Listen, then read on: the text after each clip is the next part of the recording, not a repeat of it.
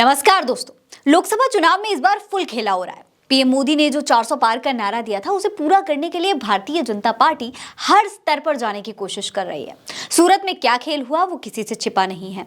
किस तरीके से भारतीय जनता पार्टी ने अपने उम्मीदवार को बिना चुनाव लड़े ही जीता हुआ घोषित कर दिया, वो हर किसी ने देखा। विपक्ष ने इसे लोकतंत्र की हत्या बताया था।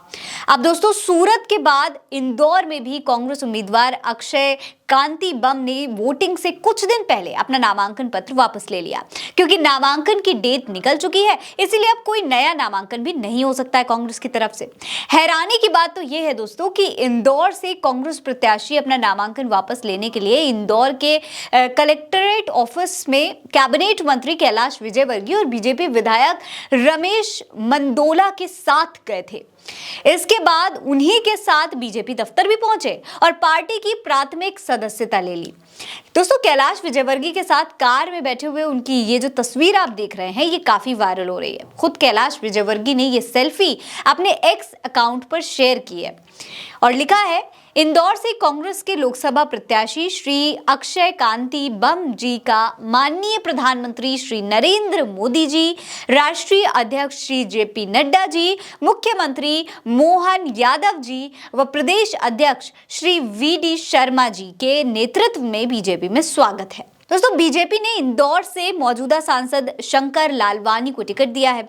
वहीं आपको बता दें कि इस सीट पर अक्षय के अलावा अभी 21 उम्मीदवार हैं और बीजेपी की कोशिश है कि सूरत की तरह ही इंदौर में भी पार्टी के प्रत्याशी निर्विरोध ही संसद पहुंच जाए। खबर के मुताबिक अक्षय कांति को बीजेपी में लाने का प्लान एक होटल में बनाया गया था। उन्हें डर था कि नामांकन वापस लेने की इस खबर सुनकर कांग्रेस थोड़ा बवाल करेगी, इसीलिए उनका नामांकन रद्द कराने के लिए दोनों ही नेता उनके साथ में कलेक्टर दफ्तर गए थे। अब दोस्तों, भाजपा के इस जोड़ तोड़ के खेल को जनता बहुत अच्छे से समझने लगी है। इस पर जनता क्या कह रही है, आपको ये भी देखना चाहिए। आवेश तिवारी लिखते हैं कि ये कैलाश विजयवर्गीय हैं, इंदौर के कांग्रेस उम्मीदवार अक्षय बम के साथ, जिन्होंने नामांकन वापस ले लिया है। सावरकर के अनुयायियों का इतिहास ही गद्दारी करने और गद्दारी सिखाने का रहा है। भाजपा में भी इनके साथ ही इन्हें दगे हुए कारतूस कहते हैं। पहले बिहार और पश्चिम बंगाल में भाजपा प्रभारी के तौर पर पार्टी को फेल करने वाले कैलाश ने बंगाल में विधानसभा चुनाव के दौरान इसी तरीके से टीएमसी के उम्मीदवारों पर डोरे डालने की कोशिश की थी, लेकिन पार्टी का क्या हाल हुआ आप सभी ने देखा है। इस बार भी वही हाल होगा। इस बार एक महिला ने दुष्कर्म, अमानत में खयानत सहित अन्य गंभीर धाराओं में केस दर्ज कराया है, जो लंबित हैं और छत्तीसगढ़ में एक मामले में फरार घोषित है। ऑर्केस्ट्रा में ड्रम बजाया करते थे और अब गद्दारी का विद्यालय चला रहे हैं। समूची भाजपा ऊपर से नीचे तक ऐसे ही लोगों से भरी पड़ी है, जिनकी सीना जोरी करोगे भाजपा में उतनी ही ऊपर जाओगे।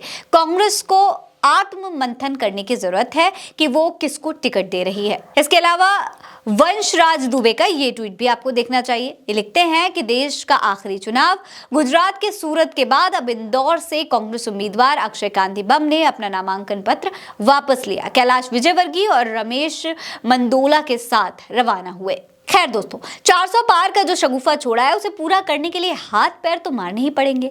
लेकिन इस बात से जनता को अब इतना तो समझ में आने लगा है कि भारतीय जनता पार्टी डर गई है। भारतीय जनता पार्टी का डर अब साफ दिखने लगा है। अब लगता है कि भारतीय जनता पार्टी को यह पता है कि बिना खेल किए, बिना कोई चाल चले 400 पार लाना मुश्किल है। शायद इसीलिए जिस कांग्रेस को हमेशा कोसते रहते थे, उसी कांग्रेस के नेताओं के सहारे अब चुनाव जीतने की कोशिश की जा रही है। आपको क्या लगता है? अपनी राय हमें कमेंट सेक्शन में लिखकर जरूर बताइएगा। ये खबर आप उल्टा चश्मा यूसी पर देख रहे हैं। नमस्कार।